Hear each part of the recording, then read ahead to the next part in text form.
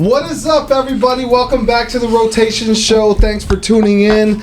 Today we have some really special guests. I don't think people get to pick their brain often, so we're very, very blessed and honored. They built a really dope cultivator-led operation that really focuses on developing very high terp strains. That's really fucking dope, and they do it probably the best in California, so that's the world if you ask me.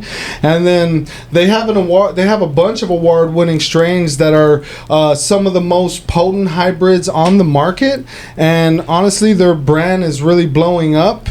I really want to send a warm welcome to Josh and Jayson from Lumpys Farms. Welcome, boys. Thank you for having us. How you guys doing?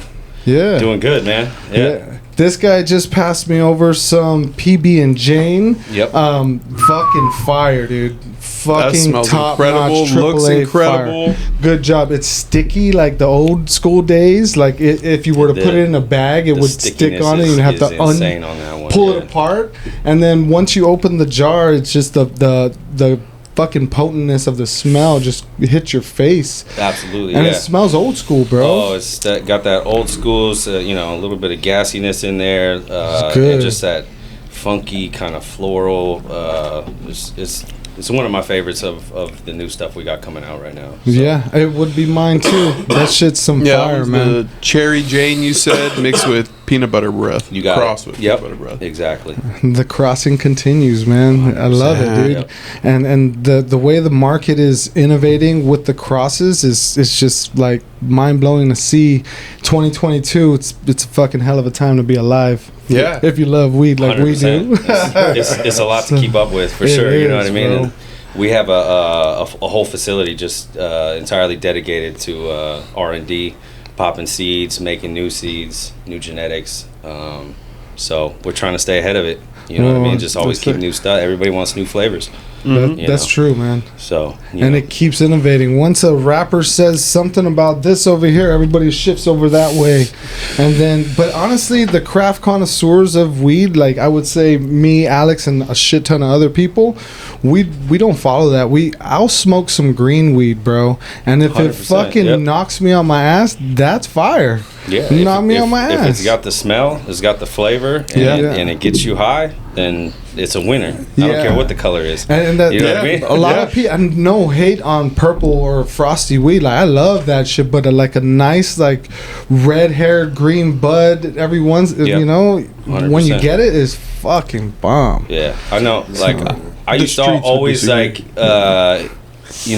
gravitate towards the color really before color was even, the purple color was a thing. Right. You know what I mean? Back then, like, people were hating on purple. You know what I mean? And they didn't like purple. I just like the color. You know what I mean? I like to see that the reds and the pinks and the purples come out of the plant. You know what I mean? And they would claim root rot on you, right? Or something like that? They claim you're using dyes. You know what I mean? Yeah, that's a big one. These guys, they squish it in a paper towel and it would turn the paper towel purple. And I was like, whoa. There's purple in this. It's not dye. You know what I mean? It does that. Yeah, it actually does that. Yeah, there's compounds in the plant that cause it to do that. Yeah, so and I went through the Purple Kush days and I loved it. The Purple Kush strain was fucking fire. Josh used to run a lot of the PK back in the day. PK was fucking fire. Absolutely. And if it was a good grower and you knew it, that and GDP really had its day, dude. 100%. That was good times. I loved GDP back in the day. Yep, and I've seen it like once. I think this year. Just randomly, just a random grower. He had the old strain, and it did what it did before, like it did, in the back of the day. It's looking like it did back then. So it's pretty fire. Pretty easy one to distinguish whether it's the real GDP or not. Especially if you're growing it. Yeah. God's gift was a nice one. God's gift. I remember those. It was on the lighter purple side, but it was a nice plant. Yeah. I just feel like, it's kind of like everything in the beginning. Like you said, some people didn't like purple. Everybody was kind of starting to chase it. It's kind of like It's almost like pit bulls. Everybody like, oh, don't get a pit bull, the worst dog in the world. And now everybody got a damn pit bull. And it's like, now everybody's like, if it ain't purple, it ain't weed. It's like, bullshit, there's some really good ass weed that has nothing to do with purple. You know what I mean? So it's sad, but it's just, you gotta learn to enjoy all of them. Correct. You know what I mean? If they're all grown great, they all gonna smoke great, you know? So it's just education. It's the rec market catching up. You know, right now, like equivalent to the rec market's like a bunch of 18-year-olds drinking for the first time. They think, well, just give me 151. I want the strongest stuff that's going to get me wasted. And it's like, that's not how it works, man. There's plenty of stuff out there that's going to get you just on that same level. It doesn't have to be 33%, 45%. You know, I smoke stuff that's 19% that's grown well that gets me just as high. You know what I mean? Because it's just different effects in different bodies. Different cannabinoids and terps in it.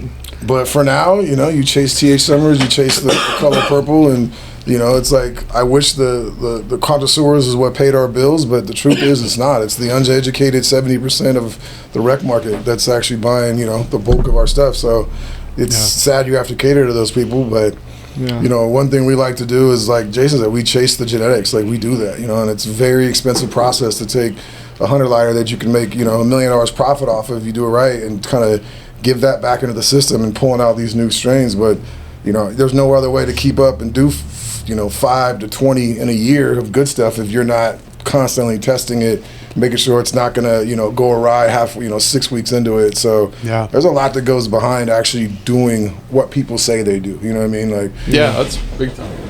I feel it, man. I was talking to Dave too earlier today, and we're talking about strains too, and that's what it is. It's like, you can have a brand, but how long will the brand last if the strains that you aren't putting behind it aren't coming, and they're not hidden each time. Or if you're growing the same thing as everybody else. Exactly. I mean? So, that's what I noticed too. I mean, you look at the strains here too. It's like, who else is growing that? Not many people. You gotta stay innovating. Like, I don't think a strain can last a full year anymore. It's it's got. Well, before it was like, as long as it didn't get out, But now it's not. It doesn't matter. Like, a lot of our stuff doesn't ever get out. But it's the mindset of, I need something new, or something fresh. And we always try and keep it in a solid rotation too. You know what I mean? So, like, most of our rooms, we're trying to do 3, 4, or even 5 flavors per room. You know what I mean? Yeah. We try and break it down by row, so it's not like we're getting 100, 200 pounds of this same exact flavor. You know what I mean? Over and over and over. So we're trying to keep it. You know what I mean? Break it up so there's never too much of one thing, which you don't want people to get tired of anything. Yeah, you know what I mean? Absolutely. So, or they all say they want it, but they don't realize it takes 90 days to put in their hands. They're like, I said I would take 250 pounds of OG, but that was 75 days ago. The market has changed. Exactly. And it changes, it seems like, by the week or even by the day now sometimes. I don't need that, but could you grow this?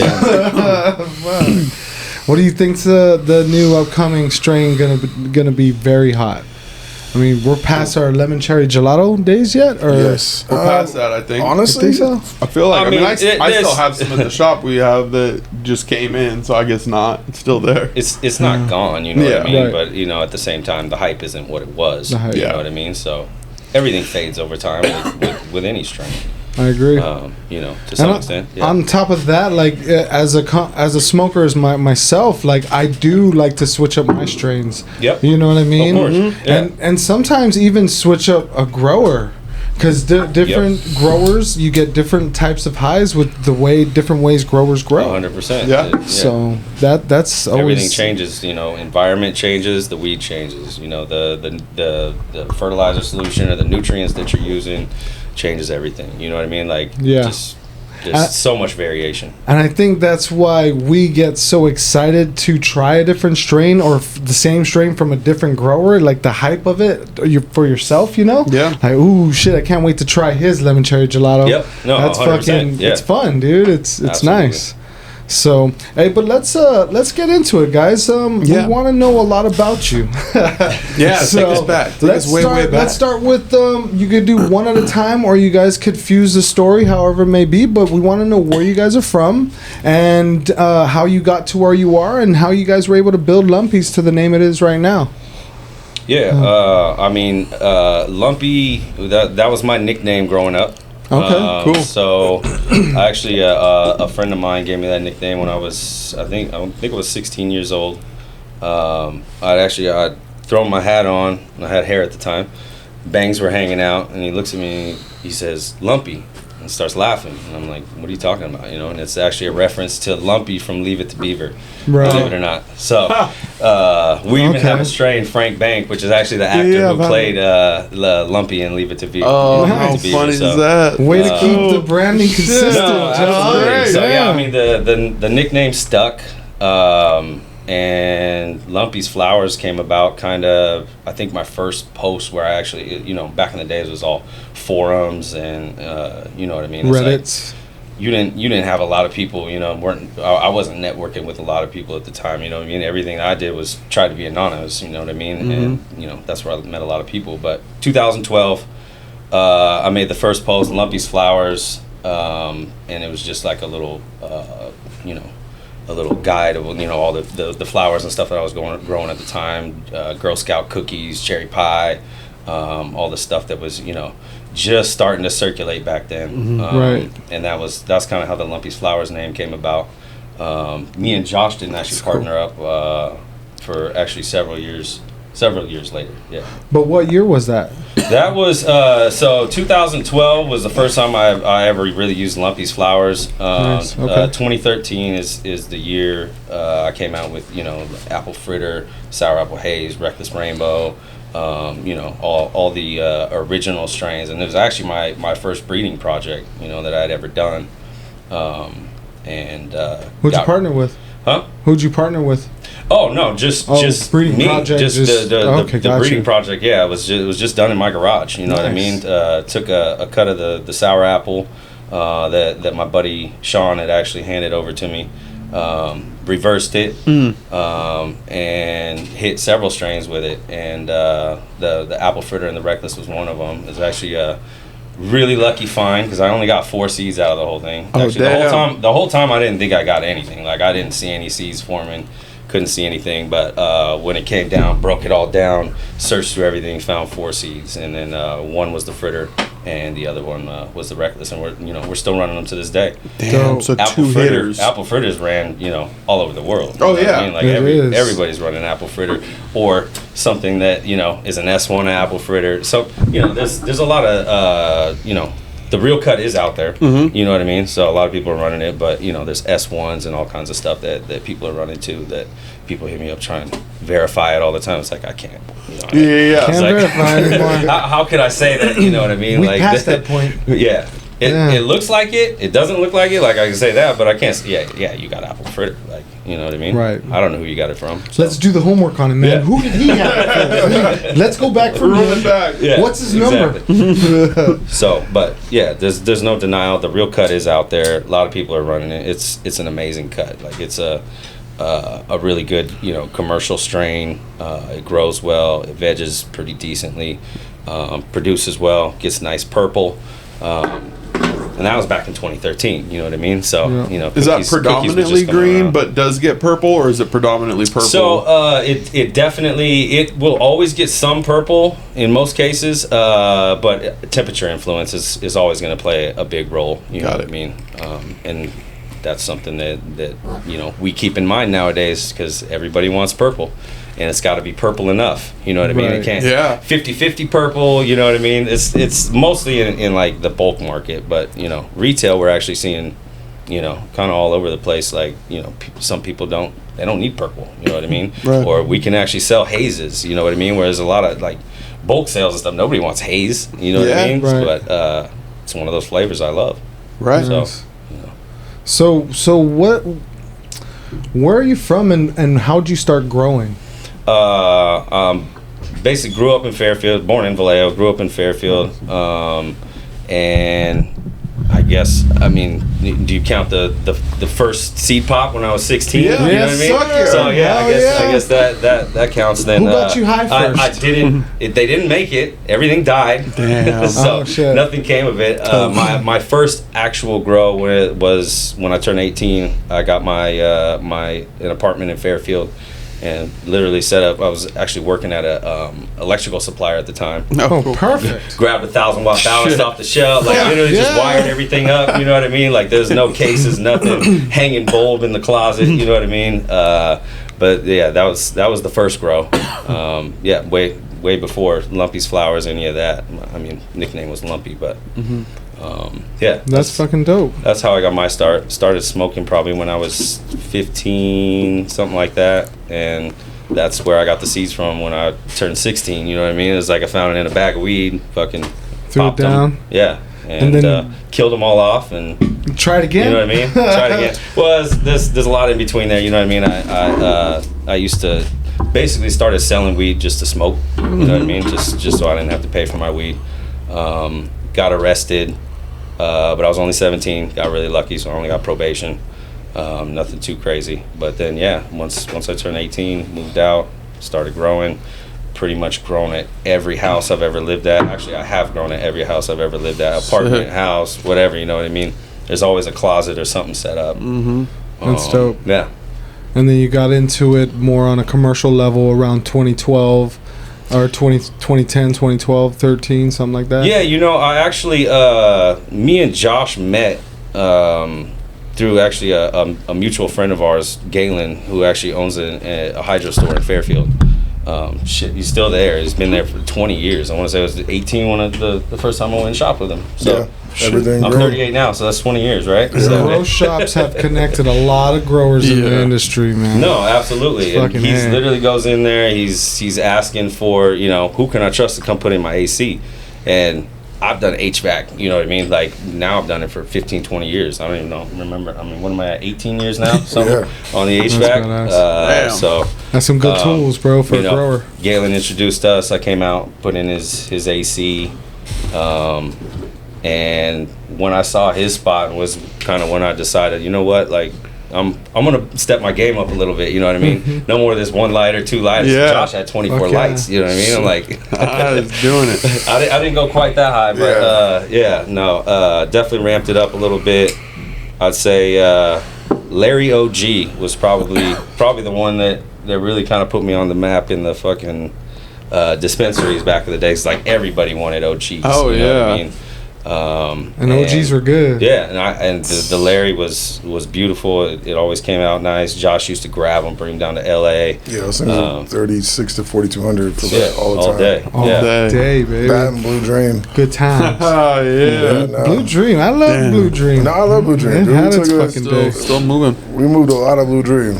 But yeah. So Is it Jason's not from still one? I'm sorry to interrupt you. Is it not still one of the number one It is. strains? Another in the- first Yeah, still- like- still- It summertime. just crazy. did it, That dude. was crazy. Just That was did it for holding. all the old people and all the young people, and it's just still around. It's just a good- lingering. People know the name. It's good. For sure. You know, I got no issues with it. I like the flavor. The flavor is there. It's there, dude. yeah. So, yeah. Always been. Yeah, but yeah, we met it in the grow shop. It was kind of crazy because for me, I was in college still, got into real estate. That's when everybody was buying 100% financing. So it was like, oh, I'll buy these houses. And then it was like, how do you pay for these houses? Yeah, And then I didn't get them into up. smoking weed till like I was 18 or 19. And then I was sitting there one day and my boy was like, why don't you just grow your own shit? So, you know, I did a bedroom.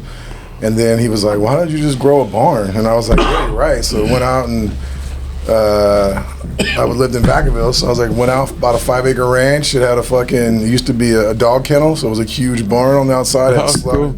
slotted concrete floors with a drain in the middle. It was like perfect, you know what I mean? So set that up and then It was started made running for that. growing. It was made for growing. Yeah. Like, yeah, it was beautiful. So we were out there 3-4 years, and then, you know, like I said, I kept it pretty low key. You know, opened a little auto shop in town, had some hot rods, and then, you know, ran into a friend from back in the day, and he was moving a lot of packs. He just was very, you know, hot. So ended up getting raided one day. They came and raided 4 locations. They raided my shop, my house, my ranch, and another guy's ranch that I was just like doing a consult on, like showing him how to grow. And then, yeah, I went to jail. That shit sucked. They took pretty much everything we had, got out of jail. Fought that case for 3 years. Got out. I was like, asked my lawyer. I was like, you know, Omar Figueroa. Shout out to him. He was like, what should I do? He's like, just start growing again. He's like, you know, it's not like they're gonna raid you again. I was like, fuck it. So went and set that up. Ran that out until I lost that house in foreclosure, and then that's when shit kind of got bad. Couldn't grow. Didn't know what I was gonna do. Started flipping houses again, and then someone came up to me one day and was like, and I didn't have Instagram. They're like, hey, don't you know this guy? And I was like, who? And they're like, Lumpys Flowers. I was like, I don't, or Lumpstad's like, no, I don't know him. He's like, yeah, you do. That's your boy Jay. He grows the OG. And I'm like, and he had like 30,000 followers. And I'm like, that's when it clicked in my head. Was like, the fuck. I'm like doing fucking flipping houses. I can fucking go back to growing weed. We can advertise. Like that's when it went off on me. I was like, holy shit, we have a way of advertising, building a brand. So I called him over like a week later. Was like, hey, bro, like, like how much you want for all your genetics? Like I'll give you $500,000 for everything you got. I want your name. I want it all, right? And he was like, fucking take it, right? And so I had a couple $100,000 saved up. And I'm like, man, it's a big investment. But I just something new. I was like, this is big. We can roll with it. So instead, we started working together for a while. And I was like, let me look for a warehouse. I looked in Oakland for about a year. Couldn't find anything. Thank God. Yeah. And then he started doing stuff with HTP out in Vallejo. And really started building a name. And then in 2017, like I came to SAC, and I've always been good at real estate. So then that's when I heard, you can buy pre-registered buildings that would allow you to operate during green zone buildings. The green zone, they were pre-registered, so that means while you they can were cultivate, you can cultivate while you're getting your rec license. That's great. So fucking I moved you guys in. caught it early on. So I moved in. We were actually kind of late. We got it in 2016. Signed the lease. Then we had like 3 months to build out to make it look like we've been there for years. You know what I mean? So we built out. Got in there, made a few rooms We had- real quick. Yeah. Our existing room. So we had like 160 lighter. And then, like I said, we weren't from SAC. We didn't really know, like, the connected or Alien Labs, like, and, so we were just kind of growing, doing our thing, and then, moving our packs. And, but it was all new. Like, me and him never been in a warehouse. When we first walked through there was homeless people in there. It was living in there. shit on the that ground. place was and trash. It was it like, was bad. everybody's looking at me like, Josh, what are we doing here? And I'm like, Don, trust me, like, we're going to do this. Trust me. We got few this. guards in the front, few guards in the back. We're good. It was funny because it was an old auto shop, and they had like a secret passage up to the top, and that's where they were growing their weed. They had like a couple secret grow rooms. So he got raided, went to jail. A few of the bums decided to make that their restroom as well. So that was shit. Yeah, it was a cleanup process It too. was disgusting. Why there? Yeah. Fuck. So man. 2017, we were rolling. 2018 came along. We were rolling. We had a bunch of inspections. Everything was good. And then 2019 we were rolling. Everything was good. And then right after Marijuana BizCon in 2018 is when the dude that used to be head of cannabis, Joe Devlin, had all those allegations coming out. And so then the city freaked out, like, we don't want to look like, one of ours was taking a bribe or whatever he was doing, what he wasn't doing. Then they kind of went down the list and was like, all the pre-registered people, like, go down this list and shake it up. We want to make sure that none of these people are like paying for favors, which I never even had met the man. Jayson never had met the man. So it was like, so they come in one day and, we had thrown up a couple extra walls, I'm not gonna lie, to preemptively, but our building permit was in, like we're waiting on it, but we threw up a couple things, put two plans, and they're like, they came in, they're like, not even like, can you take this down? Like, you have to close everything down. Wow.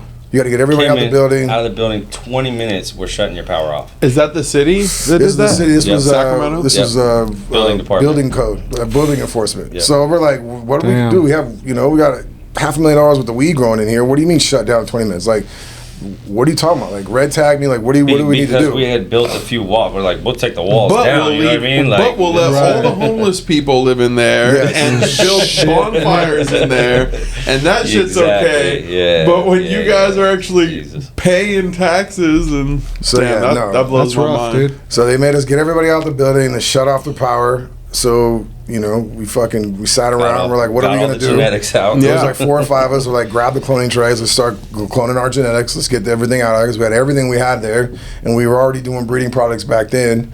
So, we had to get everything cloned in the dark, get everything out of there. And then, they locked it through a smut key and all this. And like, so. Wow, they got serious. Oh, no, with they you got guys, serious. dude. So then we left the next day, and I'm like, fuck, dude, like everything. And then like there's plants still in there, just literally dying, like, So the next day I come in. What were we, a week out from harvest? We're a week out on one of our best harvests. Wow. We came back in a day later, and I ain't gonna say that by the grace of God or friends or somebody, but somebody had a fucking key because it wasn't us. But that power was magically turned back on. Power got without back any on somehow. destruction to the box or any manipulation to any locks. Yeah. And then Fuck yeah. but So we were like, fuck it, let's run it. And then, you know, the city kind of sent us letters like, you know, to basically cease and desist. And we're like, we can't just cease and desist. Like, we got to come up with a better resolution. They're like, no, you don't. And so, you know, we kind of ran it. And then it was a month later, they came in on July 29th. I went into like water and fucking I pulled in the parking lot and there was cops everywhere. There was wood chippers. Fuck. You know what I mean? So I already knew. I was like, fuck. Well, what year was this? This was 2019. This was in July. Yeah, the end of July. So I tried to pull into the tow parking lot. They already knew who they was. They arrested me, took me over there. Fucking, it was like 7 a.m. And they basically ran through there. He just pulled up. I was on my way. Yeah. Yeah. They basically they took everything down and made me sit back in that cop car for 7 hours while they took every plant out, wood chipped it, took all we had shaked in there, you know, product. We had our distro, so we had other people's carts and all that stuff that we were distributing for other people. They took all of that. They literally cut the power, cut it this time. And then they took me to jail. I got to jail. I'm like, fuck, dude, just take me to jail. I've been in this pop bar for 7 hours. Yeah. They finally get me to jail. I went to go bail out. They're like, oh, no, you can't bail out. I'm like, why? They're like, you got a hold on you. They're like, because you're basically a drug dealer, so we need to verify where your bail money's coming from. Gotta make and sure they it's help me not do drug, that. Someone has funds, to come to court and has to show their bank statement, show what they do for work. Yeah. Holy shit. So here I am stuck I in never fucking even thought about that. county jail for 3 fucking days. So I went in and then the whole thing we were waiting on was a building permit, and literally fucking I'm sitting there and it was Friday. I was about to get out of jail and I had to go to court and they were trying to hold me over the weekend, and the judge was like, no, is the guy here to bail him out? Do you have your bank statements? You know, what do you do? He's like, I've been his friend for 20 years. I don't have nothing to do with this. So they let me out, and then I'm like, got out of jail that day, checked my emails on the way home that night, and they had fucking emailed me the building permit, the approval. Oh, fuck. And I'm like, motherfucker. Right, the day he got out of jail. like, you did it on purpose too. It was like, because I went on there on that Tuesday before they raided us on Thursday, and I went to the building department and they were like, and the guy that ended up shutting us down originally was like, when it's ready, we'll call you. So he knew I was waiting for it. And keep in mind, like, nothing that we built was uninspectable. You know what I mean? Like, we made sure, because we know we have to go through the 9 times. inspection process. You know what I mean? We know what we're doing. You know what I mean? Everything that we put down, the track pieces we laid down, like, everything was ready to be inspected. You know what I You mean? didn't want the wall to fall on you guys while you worked either, you know? Of course not, yeah. So I got out of jail. Fuck. I had my girl take me over to the warehouse, and when they had cut the power, there's no alarms, no power. So somebody came and they broke the side door in, ripped our safes out. Damn. You know, everything we do, we build ourselves. So we had, you know, tools, air compressors. They took all of our tools and shit. We had like $5,000 we just spent on merch. They took all of our merch. Literally bums on the streets out there wearing our Lumpy merch, shirts. selling our pre-rolls. Like, Motherfuckers, it was crazy. Yeah. So That's fucking terrible. when you're in hot water like that, does your insurance cover any of that? No. That's what I was wondering. They would have, but the owner of the building, which is fucking douchebag No names. Paul. No names.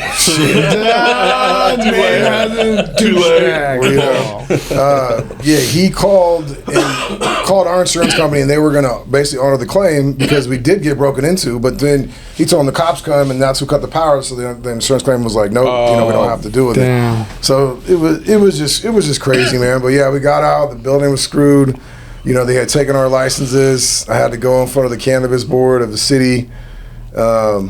Damn. Yeah, it was Pressure. It was crazy, you know. And they were just like, they released the distro license because I was like, hey, we didn't distribute anything during that month. You know? We may have been cultivating, but we weren't distributing. So she gave me that back, and I had to meet with the city attorney because that's who was the acting cannabis person. So we go back for a month, and then I think the day I was going to jail, fire came over like it's a $25,000 fine. Cannabis gave us a $5,000 fine, and the city fined us $500 per plant. So we had 6,600 and something plants. So the fine was $3.2 million is what they wanted. No fucking So it was like $3.6 million is what they wanted. And I was like, all right, well, even if I was to be able to pay that, which we couldn't. I was like, can we operate? And they're like, no. Hell no. Like, hell no. They're like, nah, you can't even go in your building. You can't even enter your own building without you getting a building permit. So I kept calling them like, look, man, like, you know, this is ridiculous. You know what I mean? Like, we're trying to do everything by the book. You guys come in and shut us down, and they're just not having it. So I came back to Jayson, and I had a couple other, homeboys that helped us build out, and was like, hey, like, we need to raise $1.6 million, and we need to build this place out. And I can't even promise you that they're going to even allow us to use it. Like, not even to operate, who knows. I said, but otherwise we got to leave with our tail between our legs, and I just fucking can't do that. Like, I'm too prideful for that. So we said, fuck it. We got the permit, and they were like, oh, you're going to build it out? And I'm like, yeah, we're going to build it out. And so the same guy shut us down. I was like, all right, well, I'm going to be at every inspection. I was like, well, now we're in dangerous building department. So it's a whole different set of inspectors, you know what I mean? But, so it's like, Jayson had been doing HVAC for many years. I've been doing flipping houses for over 10 years. Like, my best friend Justin had been doing electrical, so we just...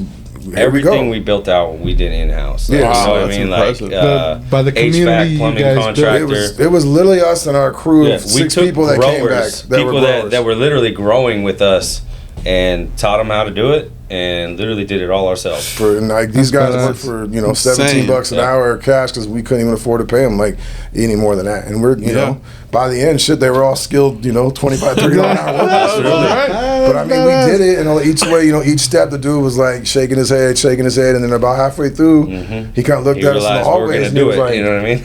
not only are you doing these, like, but this is really fucking nice. Like, the inspectors started lighting it up. It's well done. And we don't do shitty work. No. So we came through and we finally walked it, and the guy that shut us down, he walked it the day we got our permit signed off, and he goes, I don't know if they're gonna let you guys operate, but you got my vote. You know what I mean? Right. Like, you earned my respect. You know what I mean? Like, that's and cool. So, and when was this? What year was this? This was 2019. We finished our final walkthrough in February of like 2020. Oh, cool. Okay, and then so from there I kept calling the city every day, and she's like, avoid my call. So I was in I gotta get it. It took me and my daughter down to San Diego one day, and I woke up like 7:30, 8 o'clock. I was on the beach. I called her right at 8 o'clock, and she answered. I was like, who's this? She's like, yeah, I know who this is. And she's like, and at that time they were technically suing us, so she's like, I'm not supposed to talk to you. I'm like, look, we're doing everything we can do, like, blah, blah, blah, like, everybody deserves a second chance. She's like, well, some people in the city don't believe that everybody deserves a second chance. Mm-hmm. So she hung the phone up on me, and then it was like, okay, she's not going to open the door, you know what I mean? So I just started calling the city attorney and was like, look, man, I'm not the enemy here. This is where we are. We can turn this into a good story. Like, we built this from the ground up, like, you know what I mean? Like, this is real urban roots fucking grow. Like, so where we come from, we come out of garages and we build it ourselves. And so just kind of turn the story on, like, this don't have to be like a negative. You know what I mean? So not at all. We came working back and forth. And he was like, $3 million. I'm like, dude, we can't pay you. It's not happening, dude. So, not even on a payment plan. No. So we ended up but my biggest thing with them was like, I don't want a new license. Like, I want the original numbers to match. Yeah. I want those original numbers that you took away from us, so that if this ever comes up for whatever reason, we weren't issued new licenses and these were rejected. Yeah. These were reinstalled licenses. You know what I mean? That was my big thing with the city. Like, I want our original permits back. And so they agreed to do that, and we agreed we got to pay them $700,000 over 10 years, no interest. So I'm like $5,500 a month to operate. That's fucking I can live with that. Doable. Yeah, that's fucking doable. Damn. So that was kind of the deal we came up with. And then the city attorney, which is funny, like, everybody that we dealt with is, I wouldn't say we're friends with, but like, I sat on a board with him and talked about the legalization in Mexico. Like, we've done different things, so the one thing I'd say is going through hell has made it better for us, because one, no one got a better street cred story than us, because we really came back in the rec world during the rec times, got rated and came back. And two, we know all the building inspectors now. They know we don't do crappy work. So when we get a building, they're like, oh, this is your guys' building? Yeah. All right, we know it's going to be done well. So that was able to really give us a pass with a lot of the building inspectors, you know what I mean? And then we ended up building out another one. It was crazy. That started happening like when you're saying around end of 2019, 2020, 2021. They started seeing us as business owners instead of criminals. Exactly. I was probably the late start guy that in 2017, 2018, we've got our facility, and they had stiff walls up. All the planning to get your cup was like, oh my God. Well, I mean, could you imagine, guys, but we were like, we got the one shitty one, but But could you imagine like any other business besides cannabis coming up and you had put up a few walls that you have already applied for a permit for, you know what I mean? And then saying you got 20 minutes to get your employees out of the building, we're shutting your power off, you're out of business. Yeah, they would have just red tagged you and take this down. There's there's all kinds of options. Like you can put us like if you're concerned about something, you don't know if something's safe, you can put us on like a fire watch. You know what I mean? Like there's things that they can do, and there's things that they would offer to other people they wouldn't necessarily offer to us. Straight criminals. Just because it's cannabis. You know what I mean? They took us as criminals from the start. 100%. And I think one thing about our culture is we're very nice fucking people. Yeah. Majority of us stoners are very nice fucking people, and I think that after dealing with shitty other business owners and shit after a while, and them not having to be as stern because their business is, let's say, a Pizza Hut or something like that, and they'll bitch at them, but then us, we're like, hey, please, thank you, this and that. After a while, we beat them down with kindness, dude. You kill them with kindness. And the only reason that this industry even exists is because of people like us that actually did this shit when it was illegal, right? You know what I mean? But, you know, you had medical dispensaries out there and stuff, but not, I mean, you know, stuff like that. Still, a lot of us on the street, but you know, without people out there to break those unjust laws, you know what I mean? Like none of this would be here. Exactly. You know what I mean? So, and they never had dealt with us before, so I think like the build up after 64 passed, they got their literature from the city and what they had to do, and they're like waiting for this influx of weed fucking criminals to come in and try to license all their buildings. They were bracing for us, and you felt it when you were absolutely addressing and with they, them. Like, they tried to make it hard on a lot of people. Did. You know what I mean? They really at did. First. Yeah, you know what I mean? First. Second building went a whole lot differently for us. You know what I mean? We actually just recently got our final on that on our second building. That's dope. Double the size of the first one. So nice. That's awesome. Yeah. Same thing. Right here inside. We were contractors on the whole thing. You know what I mean? Built the whole thing out. Same group of guys and then some. You know what I mean? Yeah, no, that was 54,000 you know what I square mean? feet. Yeah. Wow, how big is your how many lights do you guys run? We run actually a lot less lights for size. Like our other first building that we have like a large distribution area. Right. You know what I mean. We left areas open for future stuff. Like you know, we haven't started like you know our hash and manufacturing. Type 6 a lot of room for activities. Yeah. No, well, I would just say in general, our rows in between are a little bit wider. Give yourself some space. We give ourselves a little space. So I would say breathing air. Yeah, we have about 700 lights in the same space. Most people would probably have about 1,000. You know what I mean? And it's like we leave a little bit more space. We used to grow in bed, so we needed more space, and it's just easier to operate without being people on top of each other. I feel like you're just gonna that extra row is like not being able to get to it as good as you can to these other ones. You're just losing a little bit of quality anyway. So, but yeah, no, we have 700 in our big building, around 320 in our original building, and then we have a 100 lighter that we basically use for their R&D That's stuff. your tester. That's where the fire comes from. So, dog. I mean, that's where it eventually the goes first to the rest, and, but that's and most of the testing. second runs go before they go off to any of the production facilities. That's badass. Yeah. Well, but that's kind of it's different too. It's like you guys say earlier, like different growers. Like we run a little bit everything different at different buildings because of the atmosphere and the way things grow. So it's like once the new one comes out, it's like we send it to both facilities to say, okay, which one, where does it do better, and what does it do better on? You know what I mean? And like that's the one thing, we're always trying new things, we're always testing new things. It's like it's fire no matter where it's growing at, but it's crazy. Like even with the same environmental parameters and the same everything, it's like there's just a little something different, slight variance about the way it grows at this building versus the way it grows at this building. Yeah, so weird. And it's like. And there's different. The water's different. Designed, so everything's reacting a little bit different. You know what I mean? So it's just crazy. Like people say, "Oh, it's just growing." It's like it's not. It's not like Homer Simpson just push buttons. You know? What I mean? Yeah. You know, and then like just push it. It don't work that way. And it's like, oh, we got the new LEDs, and I'm like, congratulations, you saved $20,000 a month, and you're losing $500,000 a month because you're not growing craft good quality.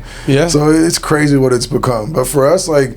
We keep our head down. We like for a while, back in the day, it was like, all right, we want to grow better. I want to sell more than 80 labs, or we want to be this and this and this. And then you get to know people, and it's like, at this point, the people that are left, it's like I got respect for you, because at this point, like the real people that are left, there's not many of us. You know what I mean? Like, just happy to be a part of the fucking happy to community. be a part of it. And not only that, but like a true everybody has like people who started building out their brands before Prop 64. Was it's like having your NFL card when you go to the yeah. club. Like I have that real card. It's like now I'm a grower. Yeah. I'm not a white labeler. I'm not a big huge retail owner. And like shout out to retail too, but it's like I'm where this shit started. Like it started where like Jayson said, for us risking our fucking our freedom, and either you're paying your power bill hoping not to get busted, or you jump the power hoping not to get busted. It's just like that's where this all started from. It didn't come from even the Prop 215 days. It wasn't that. It was the people actually growing, like picking it up from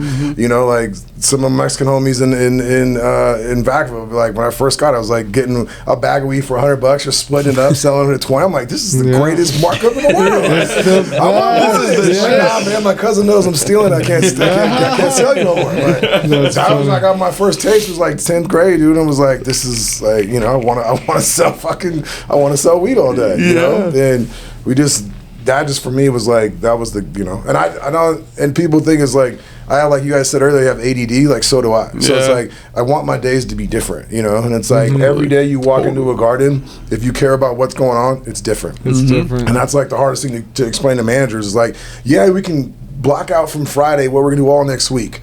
But you don't know what's going to happen Monday, Tuesday, Wednesday, Thursday, Friday of next week, because something is going to pop up, and you're going to have to be able to react. And the one thing I say about us is like we still walk the buildings. You know what I mean? Like there's not a time where Jayson takes 7 days off straight, or I take off 7 days. Like it just don't happen. We're not there yet. You know what I mean? And maybe we will next year. Maybe we won't. But that's what I think keeps us in the game. You know what I mean? It's like I feel like the year before, 2020, like that was our year. Like you talk about, everybody talks about David getting up at 4. That was us, up at 4 every day, going to that building, rain or shine, like barely making enough to pay your bills. Actually, probably not making enough to pay your bills. Yeah. Like I just remember that, and that's why I like nowadays. It's like whether you like Dave's weed or not, you got to respect his hustle. You know what I mean? Like that's grinding. That's what you were supposed to out there to do. And thank God we have a crew where it's like, we're more getting to be like, hey, we need to get this done, do this, and this, versus like having to be up there and always do everything ourselves. But there's still the days where you need to be not only able to make the decision, but shit, I got to jump in here and just do it because, that's the beauty of the team that we've built out, because the fact that these guys know everything that there is to know about, not just, what temperature and humidity it needs to be, but what dehumidifier is keeping it like that, how to keep that dehumidifier running like that. You know what I mean? They know everything. So we're not calling in an AC guy. We're not calling in a plumber. Nobody else is doing our irrigation, electrical. Everything is in-house. You know what I mean? So it's like when there's a problem, they're up there fixing it in 5 minutes once it's I can't even imagine like another commercial grow having to call, even if you're like your boy owns a. I just can't even imagine. No, we got 2 compressors down right now. You know what I mean? And that's waiting on somebody else to deal with it. Luckily for us, you know what I mean. Like the way I designed it, it's like everything has so much redundancy that it doesn't even matter that compressor is down in that room. You know what I mean? Because I've got 3 other ones that are working fine, and they can keep everything just fine. You know what I mean? So that comes with seniority. That comes with doing it for so many years, knowing that the constant thing I keep hearing from growers and cultivators, especially Dave and there's always something. You walk in, like he said, you don't even know what the fuck is going to flood next week or accidentally break down like a compressor, or air conditioning goes out, the ventilation fucked. It's always something. There's no equipment that doesn't break down. You know what I mean? At some time. Always on your toes. Roll some of this up. Always on your toes. But we respect you for it, and we appreciate it. And we're gonna appreciate smoking this. I wanted to know about HVAC, because obviously the purple you were saying has a lot to do with temperature. Yep. So you guys, you've got an indoor facility in Sacramento, so a lot of heat. Summertime. So how do you deal with that? Do you have more? So 6,000 BTUs per light. Damn. 30 pints minimum of dehumidification per light. You know what I mean? 6,000 BTU per light? Per light. Wow. That is what I size everything. We over veg and we over air conditioning. But that comes with it, and then I have that split up into 4 compressors. So like I said, any one of those can go down. So it's actually it's 2 systems, but each one of those systems has 2 compressors. You know what I mean? And it's designed that way so that if something goes down, it's not an issue. We can get it repaired. You know what I mean? And not have to dim the lights or wait on somebody else to deal with it. Right. So That's awesome. but yeah, I mean, oversize is, I mean, something you just have to do. You know what I mean? And so a lot of people would say 6,000 BTUs for light isn't even enough. You know what I mean? I mean, I see crazier stuff all the time. Damn. By So- oversized, you mean like overkill? Yeah, Your AC's overkill. Because I mean, when you're splitting it up everything's into just- 4 compressors, you don't have to run all 4 of those compressors at the same time. Right. You can run 1, you can run 2, you can run 3, you can run 4. So it's not like we have to use that. But should something go down, you know what I mean? Right. You always want to have still enough to take care of the temperature. And I bet the longevity of those compressors is longer because you're not stressing just 1 or 2. You have those 100%. the capability to spread Yep, the load. and you're able to spread it out, like this compressor comes on at this temperature, this compressor comes on at this temperature, and you're able to spread that out so Right. that, you know what I mean, You get a more it's not quality run. and things aren't cycling on and off, which the more things turn on and off, the more they wear out. That's You know what I right. mean? So Every And these are flip- the same ACs you see on every commercial. That's another thing is most people, some of them are just these things were built for cultivation. It's like nothing out right now is built for cultivation. That as like NASCAR speed as far as switching parts out. Like the new Quest thing that they're talking about, that's probably the closest thing to maybe having it. But like that's the one good thing is about using regular. that's air really the conditioning. main thing is that who can work on it, and are the parts available? Are they readily Right. available in today's age? You know what I mean? That's pretty impossible. Yeah, no, that's a feat right now. 'Cause Yeah. that's what I Yeah. mean. Supply chain issues is already an issue before that. You know what I Yeah. mean? So and then probably getting price gouged for specialized parts too at the 100%, same time. you know what I mean? As soon as that I happens. mean, what did we say? We probably saved $1 million on HVAC alone. I think just our because we HVAC installed bid it was in the 1.6 new million building. on our big building, and we brought it in. Actually, all the rooms and everything. Yeah, we brought it in for probably about 850,000. So Wow. we did it for That's half. insane. Yeah, Damn, it's- guys. Yeah. It's insane. That's what comes with that fucking knowledge of working Oh, your yeah. ass off in the Pays beginning, off. you know? Yep. Yeah, no, That's and then- badass.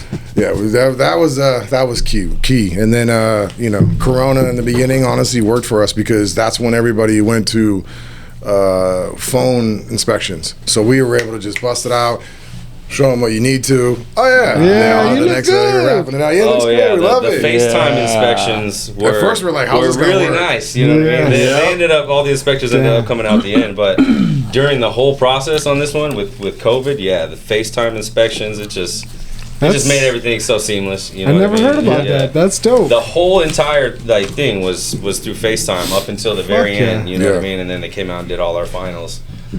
That's I dope. saw everything in person. That's sick. That would be it's like nice. we Damn. don't have anything to hide, but at the same time, it's like it makes it really easy to I don't want to show them this right now. You know what I mean? Yeah. A little bit We're not higher, quite a ready little on bit that, but it will lower, be yeah. tomorrow. So Yeah. let's Look show how them this nice one. this You know what I mean? is. Exactly. Like show me the back window. Like Yeah. Exactly. Isn't that the We're sound? breaking Like, up. no. We're breaking up. My Sorry. phone must have cut out, but here we are. Yeah, here we are, new room. But it did also, besides that, it just made them readily way more available because they were able to bust through Exactly. inspections. So So, it's there like was before, never. It's like, dude, it's That's like right. you call in the inspection the day before. They're they're calling like, you in nah, the you're morning. waiting 2 Yeah. days. And now, you know what I mean? Oh, So yeah. now it's like you could call in the day and then get it the next day. Yeah, And because they're sitting at home. They're Like, chilling They're there. just Yeah. they're just waiting for the inspection. They don't have to drive anywhere. Nope. They don't, you Yeah. know what I mean? It takes. I mean, and probably then half if their nobody day, was working like, for that yeah. first couple months, everybody kind of paused.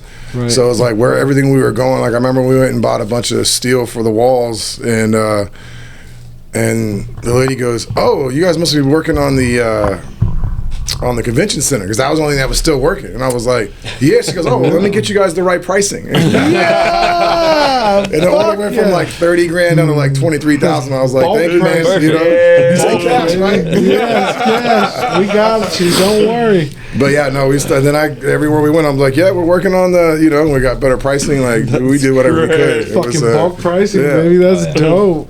Like fucking Golden One fucking stadium pricing. That's Yeah, sick. it was. We got it on a couple different Well, things. I mean, we don't have like massive investors. We got a couple of friends that joined us in the beginning with a little bit of money. So like, we don't have millions of extra No, it dollars was just, bootstrapped. Yeah. You to don't got spend. that- You know what I that mean? Like Canadian seed literally, money? like with our last build out, it's like we're like some of our inspections are waiting on money to pay for materials. You know what I mean? Mm-hmm. To Yeah. finish the project, like whatever we're getting inspected. It's like, you know what I mean? So it's like.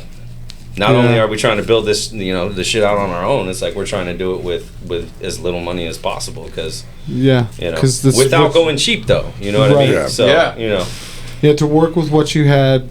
Yep. As much as you could, Yep. and you're fucking so lucky that you have niche jobs that really work well with the profession of cultivating. You know what I mean? 100%. Fucking Yep. HVAC. Your guy's an HVAC partner. Like holy shit, that's fucking dope. And really, like, back in the days, like growing it, I'm the kind of person, like, I'm not a super social person, you know what I mean? I don't have people over my house. I don't have people see my grow, nothing like that. Like, back then, it's like, it's all secretive. So, knowing HVAC, that was like the one thing that everybody had to call. Like, nobody could hook up the AC, you know what I mean? So it's like, and that's how we even met, because, Josh needed somebody to hook up his AC that he could trust. And that's the problem. Is like, I didn't trust anybody, dude. I was like, I don't know who you are, you know what I mean? So, to be able to do everything yourself, start to finish, like. And I bet Josh ain't the only one you helped.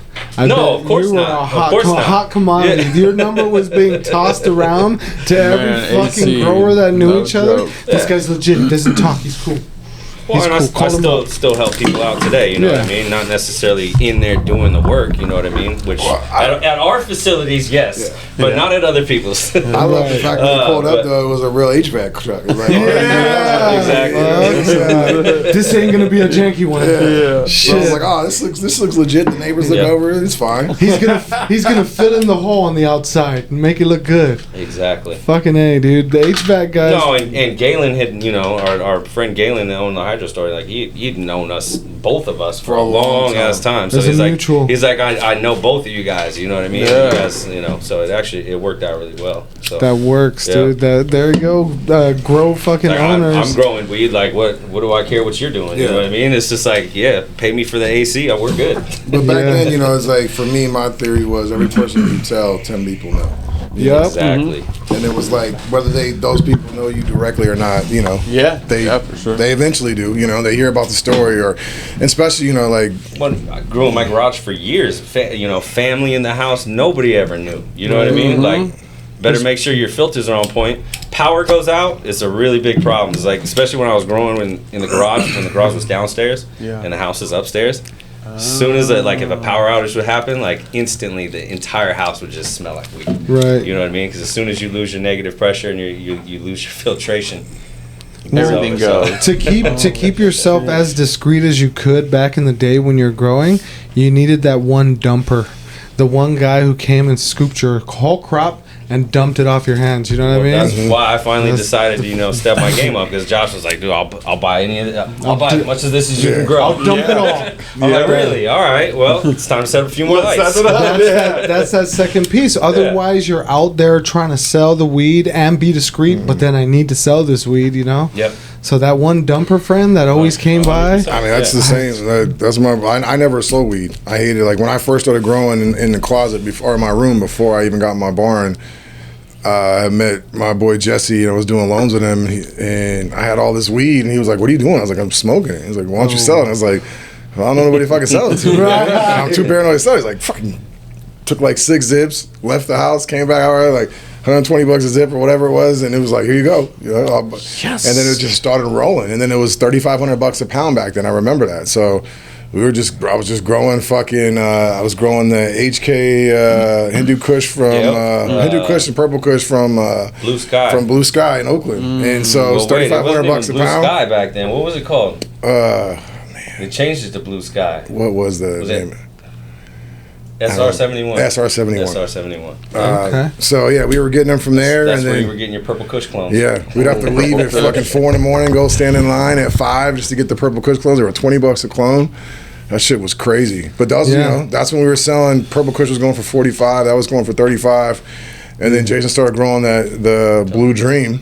And then fucking, we found a place in LA that was like, we'll give it to you. They wanted it for like $4,800 a pound. So it was like $4,800 a pound. Like, that was on the Larry, wasn't it? No, that was on the Blue Dream. Blue Dream. Yeah, Damn. Blue Dream was like Blue Dream. I'm getting a ticket. $4,800. But it was a Blue Dream. I think it was a 10-day front or whatever it was. But he played like clockwork. Yeah, that was Blue Dream was a good heavy hitter for a while. But it was also a scary time because there was a lot of jackings back then. I mean, there is still some now, but jackings back and when it cops. was in your garage, growing with the family or you know what I mean. So then that's another level of paranoia of why I don't want to go sell my product. I just need that one guy to give it to. You know what I mean? Yep. Like that shit. Like bringing on a new customer was a big deal. Like who is he? Where's he from? Someone had to validate him. Somebody had to make sure that this motherfucker's not gonna rob me as soon as I pull my 10-pack out and fucking that shit happened. I never often. did that. Every house is like I never grew in apartments. Only house, my rule was I had to own the house I grew in. Because I never wanted to do any of that shit. So every house I ever lived in was in the country. You know what I mean? It was out there, like, and the one time I had like a basement, kind of like Jayson had. I had my lights down there, and my kids would. No one would ever come there. My boy would like. But the same dude that sells for us. AC on that one too. I forgot. Your error is everywhere.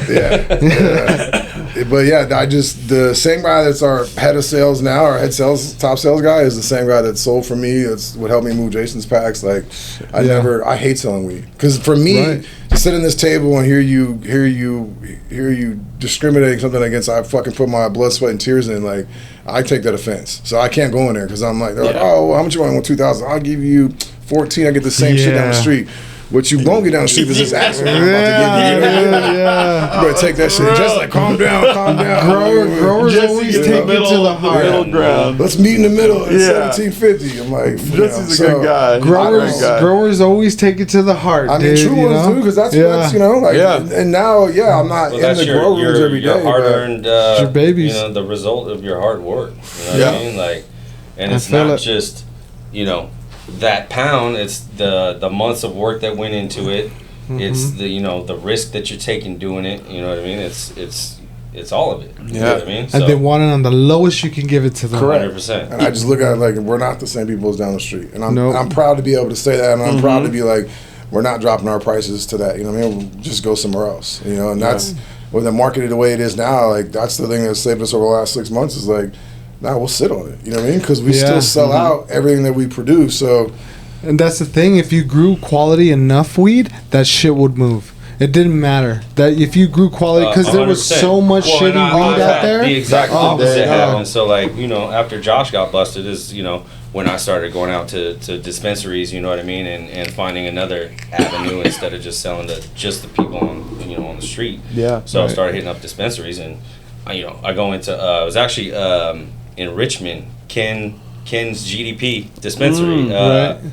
Pretty sure it was called GDP, but it was owned by Ken Estes, and walked in there, met the buyer, and I said, I want 36 for these Larry OG. He's like, dude, I'll give you 38, but you just got to bring me all of them. You know what I mean? Like from here on out. And it's like, it's nice when the opposite happens. You know what I mean? It's like somebody actually realizes what your product is worth. He knew the fire. And is not being greedy about it, and is like, yeah, you know what? I'm going to make money off of this. You should make some money off of this. Like, that's good. Cool. You know what I mean? And that makes you motivated. And that's how it should be. You know what I mean? Because like, prices nowadays, I mean, it's insane. You know what I mean?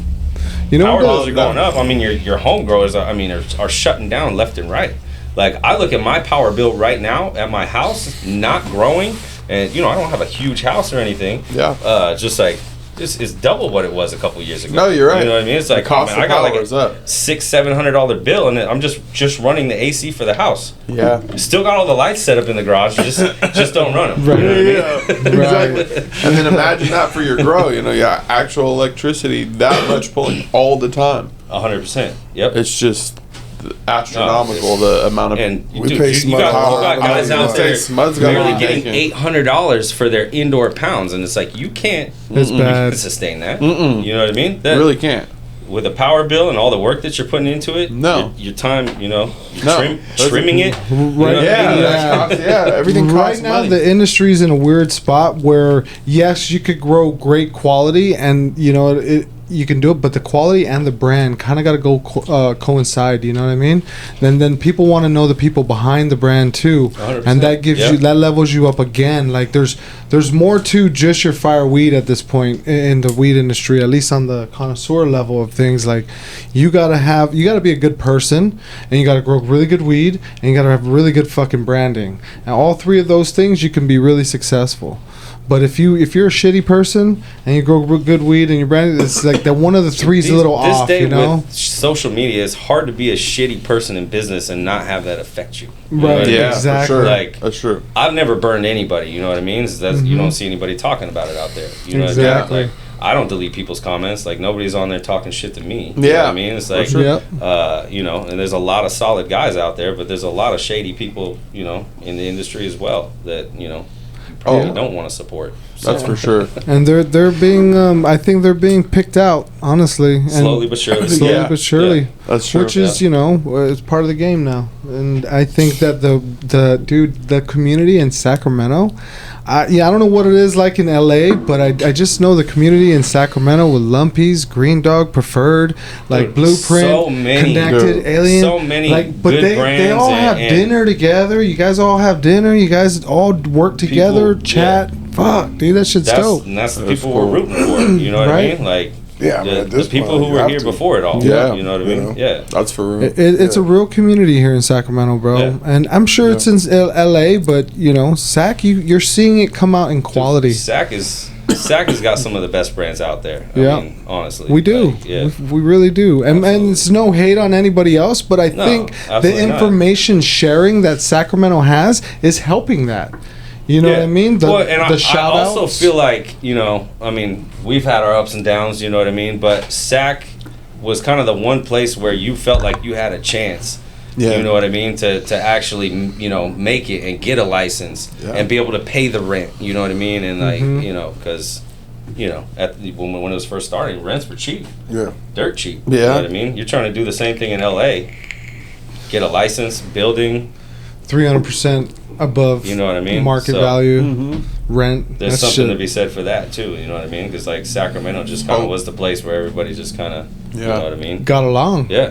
It wasn't a rat race. It was more like a community fucking come together and fight the man. Like, we can't let all of these big investors of these no-name fucking growers coming in and trying to fucking do these massive fucking grows. And I feel like more and more, you know, not in the beginning, obviously, the city is more and more on our side and Yeah. trying to work with us. You know Yeah. what I mean? Because Yeah. they don't know shit about what's going, you know, what's happening here either. It's all new to them too. Yep. You know what I mean? So it's new to us working with them, and it's new to them working with us. You know what I Yeah. mean? And I think everything's really finally coming together. Yeah. Coming You know full what I mean? circle. It took time though. Like Yeah, when we were first here, 100%, like no. you know, it wasn't all roses. Like we didn't, you know, like we didn't get along with, you know, Ted from Alien Labs. We didn't, you know, fucking the owner from Connected. Like, you know, like we definitely weren't locals. You know what I mean? Like Right. as far as people that have been here, and you know what I mean? Like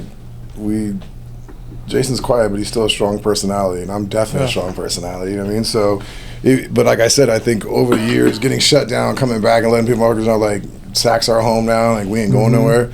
And then like you see people that are left, it's like there's the people that are left that have been grinding. Like you gotta have respect for people like that. You know what I mean? Yeah. And I think that's what that realization's only come around in the last year and a half, where it's like, you know what, bro, like. We got better things to do than worry about what you're doing, what I'm doing, or hating each other. Like, let's move forward. You know, Yeah. let's co-brand. Let's do whatever we can Yeah. to move things forward.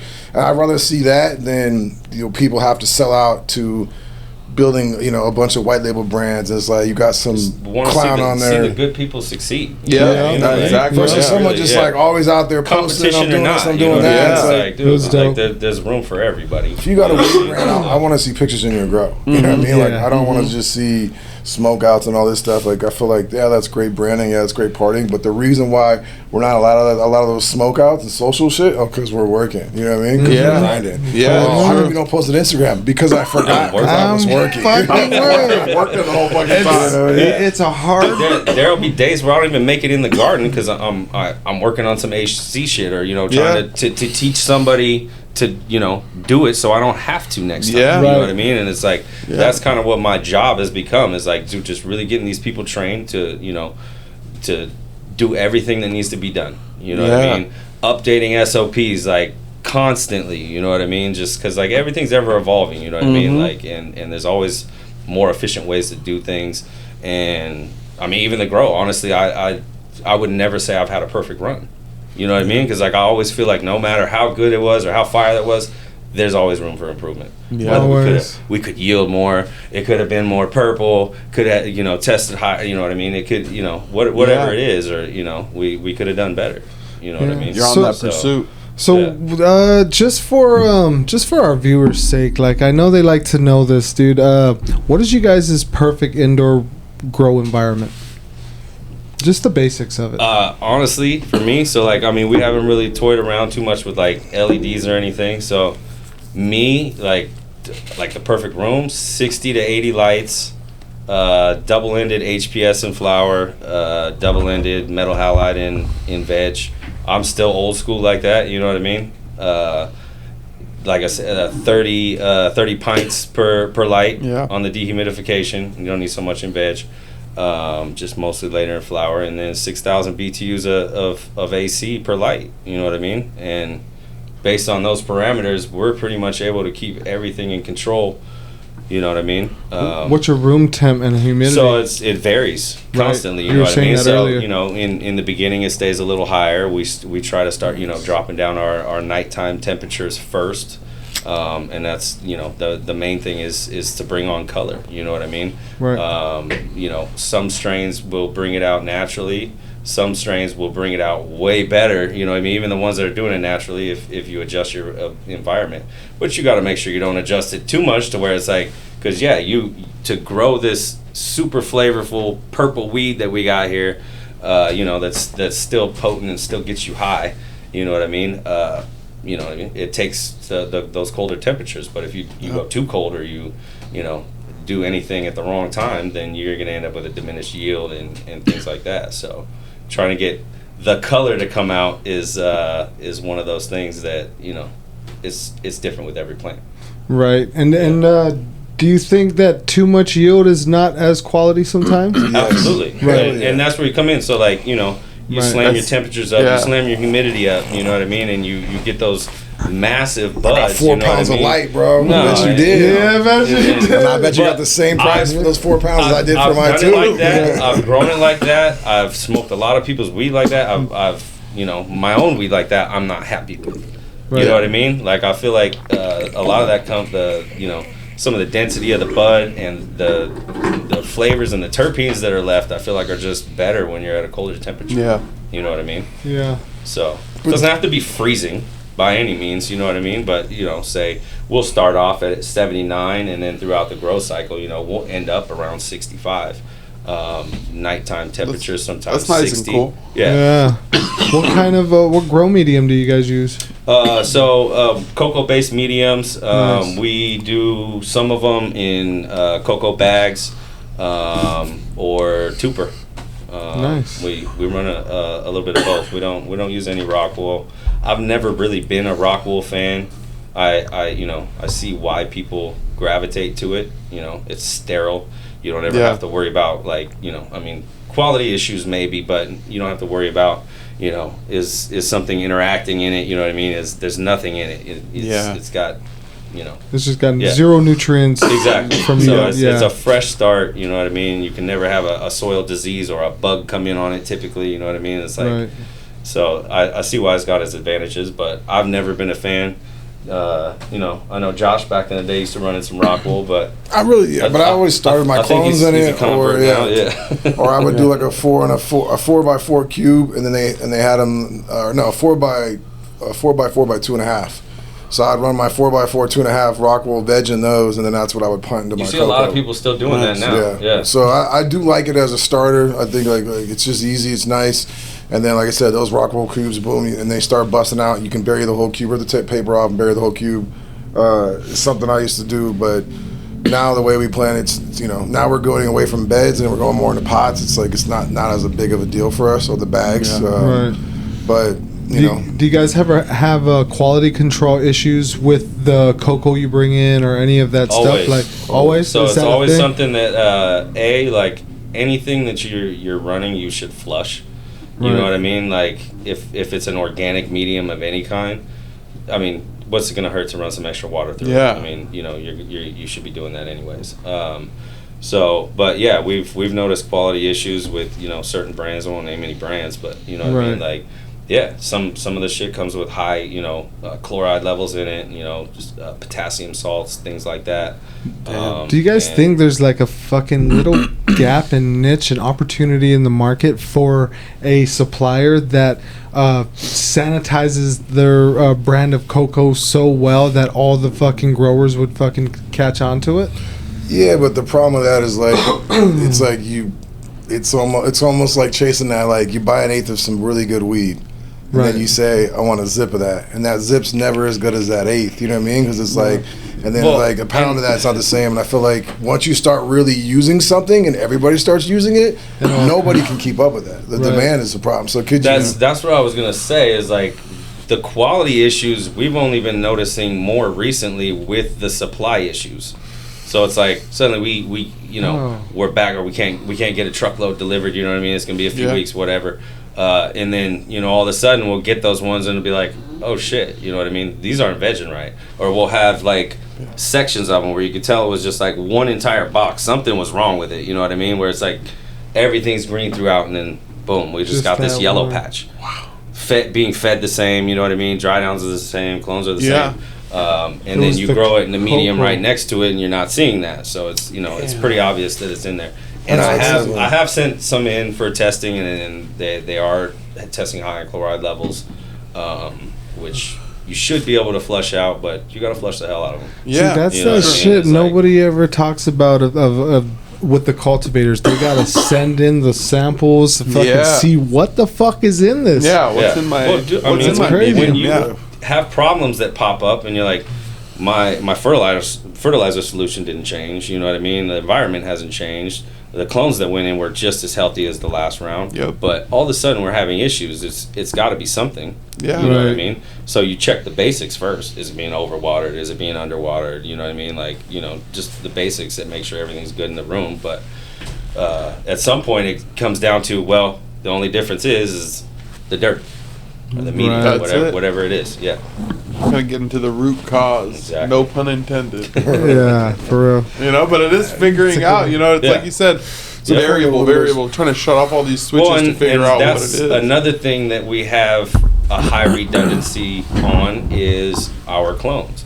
Yeah. So we take significantly more clones than we need to plant the veg room, and we plant the veg room with significantly more plants that we need to go to the flower room. So that it's always like, dude, if you have 50 plants that don't look right, it's okay because we have 100 extras. You know what I mean? So we're able to go through every week like clockwork. We're planting a room, and we're able to go through and pick the best plants of the best. For the most part, 90% of them are same height, perfect, but you'll get your one-offs that either got overwatered or underwatered. Because you're on an irrigation system, everything's getting the same. Yeah, you know what I mean. So there's always that chance that a plant just doesn't catch up, or didn't have enough roots when it was planted, or something like that. So redundancy. Yeah, on all things. Right. And then because of COVID and all that bullshit, and we're feeling the residual the results from like the supply chains of like fertilizers or things like that. You guys having those kind of issues too all the time? So we do. We did in the beginning, but just as long as you keep up on it. The main thing is that changing inputs, or like grabbing this brand of fertilizer over this one, is that you hope the quality is the same. And, right. We've gone through enough now to know that we buy this brand and this brand. You know what I mean? Right. We mix our own fertilizer, so it's all raw inputs. Like it's you know what I mean? Right. So that's what I mean. Like the raw inputs, everything with COVID, with the supply chain has gone to 100%. shit. And there was times when it was like, oh, it's it's going to be 6 weeks, or I think the one time it was 2 months before we're going to be able to get more calcium nitrate of this particular brand. So that's when you have to jump brands. But before you buy the pallet or two that you're trying to get, you need to get a bag or two. You know what I mean? Dissolve it. Make sure it's fully soluble. You know what I mean? Like, make sure it doesn't have dirty shit in it, because there's a lot of shitty brands of fertilizer out there, and it's just getting the right ones. And with that, like, you could follow that like down to the most human source of it. Like, the supply chain's fucked up because literally they don't have a human to come in and fill the fucking container or fill this. Exactly. And then at the same time, the issues of the nutrients coming is the nutrients ain't the same no more. Yep. Well, they have new hands. This Yep. kid's training, and he literally fucked that mixture up. So yeah, you Exactly. got batch what? Yeah, you're one of those guys. Replace that Well, shit. and that's where it comes down to, me and Josh just being involved, because our guys aren't going to notice that. no, You know what I mean? They're no. not going to grab 5 different bags and, dissolve them and see which one's clean. You know That's what the I mean? upper level management right there. No, and Well, yeah, that's where what we're there's, trying to train there's you, always because, things yeah, that I, That's the quick time yeah. when you meet those employees. They're like, duh, and I'm like, Fuck. duh. Yeah. It's not You a don't know critical green thing. and dark green, light green, dark green, light green, dark green. Yeah. You know what I mean? If you're colorblind, let me know. But like, Yeah. you know what I mean? And then it's like, well, I didn't want to say nothing. I'm like, bro, do you want to keep a job? Say something. Always say Let's run it. something. Say Like, something. Yeah. there's no stupid questions. Oh, You yeah. know what I mean? Like, yeah. But you know, For we got sure. a pretty good team across the board, and I think that's why we're also been blessed is to have the good people that work for us. But at the same time, it's like like I think it's a different ran company when you're still in the hallways. You know what I mean? Yeah. Very much. 100%. It's different. You know what I mean? Like there's other people, that other brands that are out there, just they're not in the hallways like we are. Yeah. And it's just like, hey, you guys have made it, and good for you, and you can go on vacation and do all and this. But you Yeah. can't We're expect not there. anybody to be you. You know what I mean? Like nobody's gonna have that level of dedication, like, besides an owner. You know It's what true, I mean? bro. It's like Very true. It's a great piece of I advice. clock yeah. out at 3 today. You know what I mean? What time do I clock? I clock out when it's time to go. Bro, You know you're what I mean? still Yeah. working. And even if when you're We're sleeping, all still Yeah. working you're right on now. call. Yeah, I mean, it's For not, that it's thing. not bad as bad as it used to be, but Yeah. I mean, me and this guy used to be in there sticking labels on jars Yeah. until Yeah. 3 o'clock in the morning, yeah. trying to get that order out Trying to that's get that going out order first out. thing in the morning. You know what I Fucking mean? Me, yeah. him, and then whoever was willing to stay. And we'll buy You know what I pizza mean? for Like, whatever. yeah. They get a free 8, Yeah. But We'll take care of you. Yeah. We just need your hands. Yeah. And a little bit of Exactly. critical thinking, man. Come on in. But that's kind of what's made us different. It's like we've had people over the years that's like, man, you've been with us. You need a car, we're gonna Yeah. buy you a car. You know what I mean? And it's not much, but here's a commuter. Here's this. Here's that. And we do what we can for the right people that really do for us. And Yep. but I've come to learn is like, you're gonna do for some people, they're just not gonna reciprocate. So the best, more important people True. that you have on your crew is upper management and training these people. Like, hey, like, no matter who your disciples are beneath you, like, you need to know how to train people and how to like teach them to be better so that your job gets easier. And that's the craziest part to me is like teaching people how to be managers is almost like I'm literally going to pay you more to do less. But Right. but what you do have to do is mentally way Mental. more than the Yeah. physical Yeah. work that It's you all used thinking. to do. Right. But it's just like so many people are just don't want to be hands on, or they get too hands off. Like, I got this, and lean back in your seat. Oh, you Yeah. do? Because dude's cutting the top off of this plant over here. Are you sure? Like, Yeah. But it's crazy to now it's become from running the gardens to managing people, and It putting the right is. crew together. And that's what's really now. It's like, because we can't do everything. Well, Whether we're there yeah, every day and or then, not. Like, and then you train can't. them to do every little thing. You know what I mean? And Yeah. like I said, it's constantly evolving because new problems pop up sometimes that I don't know what to do about. You know Right. what I mean? So then it's me go in there, figure it out, and then run Teach that information everybody. down the chain. You know what I mean? So Yeah. everybody knows. You know what I mean? Always Like, something. That's it. Yeah, you're right. Yeah, sometimes you walk 100%. around, you scratch your head like, how the fuck did that Yeah. happen? Yeah. How's that even happen? Yeah. What the Exactly. fuck? And then it just goes in your Rolodex of shit that happens. Shit that happens, Yep. yeah. And you're so much wiser for it. This And shit then when it happened to happens me in again- 2009. Yeah, What that some Well, shit? I mean, shit how would many happen. times do we walk through the building and we're like, that needs to be added to the SOP? Yeah. You know what I mean? Like it's just like there's just so so many things that like you could sit down there and think of write an SOP for 8 hours. You know what I mean? Yeah. And walk the hallway and realize, oh yeah, we should also do this. Yeah. You know But what I mean? love that It's- shit. I love walking the hallways, whether I've been there, got there today or yesterday, and throw my headphones in and walk every room. It's just like, I love being able to see things that other people just don't see. And then you pull me like, hey, you didn't see the third light on the left that's out. Or like, Bro. I didn't notice that. You know, guys are it's living like- the dream. Oh, You're no, living trust the me. California Oh, yeah. dream. You're living every pothead. Your dad's dream, if he was a pothead. Your uncle, your cool ass uncle. He's wondering how the fuck is this possible? And like, here's another fire ass eighth Yes. for you.